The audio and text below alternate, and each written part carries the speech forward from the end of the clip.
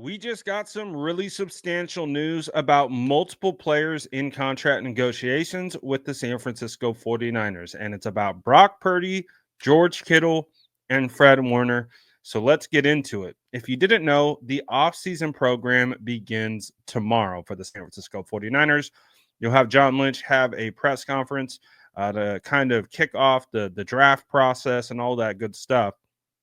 But players also are, expected to report. However, I don't believe it is mandatory, but it is technically the first day of the new offseason.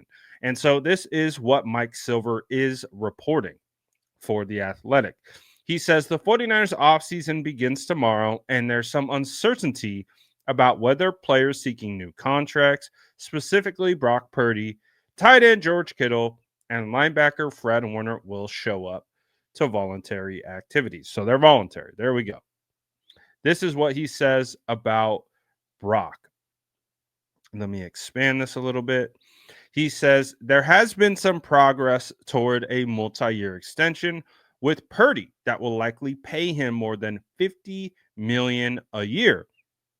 The question is, how much progress? If Purdy shows up on Tuesday, it's a sign that he and his agent believe they are very close to striking a deal.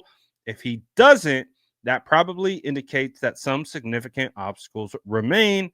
As of now, no decision has been made. So this is very, very interesting. Like, we've heard a lot of stuff, like a lot of rumors, a lot of talk, I would say. This feels like the first kind of substantial reporting that we've got. And listen, Mike Silver, to qualify, he basically reported that the whole offseason that just occurred was going to happened, and he was right. So he clearly has ties to the 49ers organization, and this is what he's saying. So I got to take it for what he's reporting it as. So I do like the fact that they are making progress. It does appear that they are going to pay him more than $50 million per year. I would imagine that, Brock and his agent probably angling for 55 or around that range, and the 49ers trying to keep it closer to 50. So maybe that's the gap. Maybe it's meeting somewhere in the middle. We'll have to see how that ultimately plays out. But again, we don't really know how close they are. And I think it's very interesting that Mike goes out to say that depending on Brock Purdy's participation tomorrow is tied to where they are in their negotiation.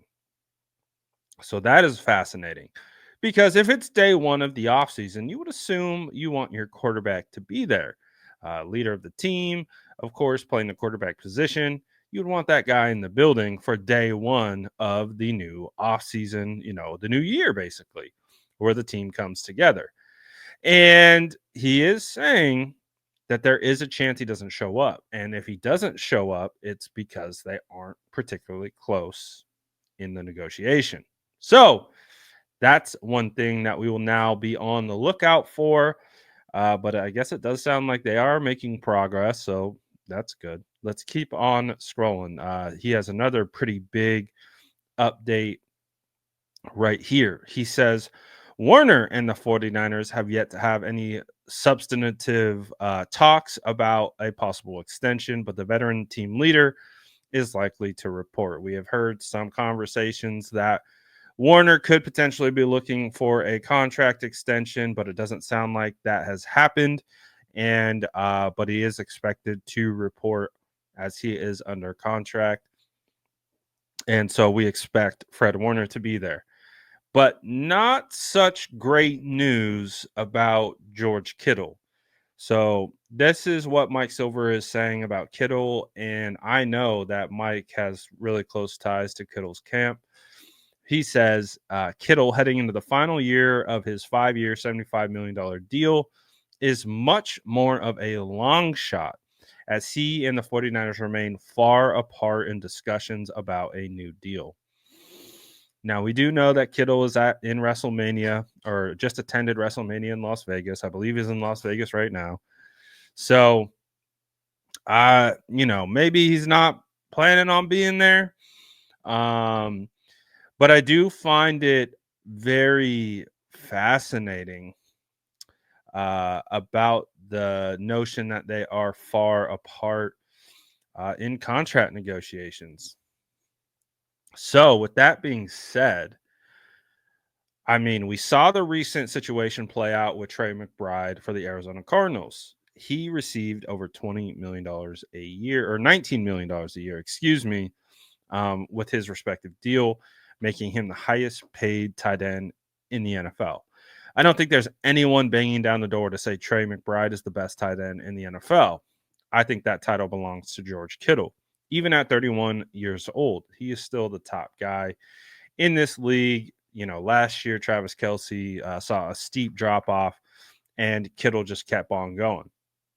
So, he is considered to be the number one guy. So does that mean that he could potentially be angling to be the number one guy? I mean, I think we all agree that he's better than Trey McBride. Trey is 25 years old, in a much different place in his career.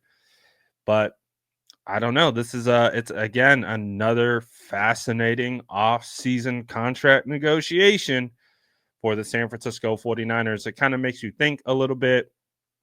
We have heard a lot of 49ers beat reporters talk about Tyler Warren at a Penn State as a potential pick at 11. I have always pushed back on that because I'm like, if you are paying George Kittle and you're paying Luke Farrell, why would you draft Tyler Warren?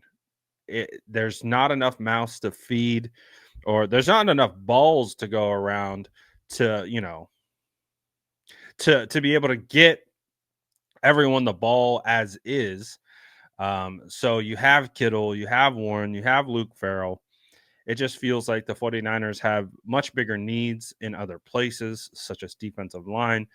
And it really just didn't make a lot of sense to me to have Tyler Warren sit behind George Kittle for a couple years.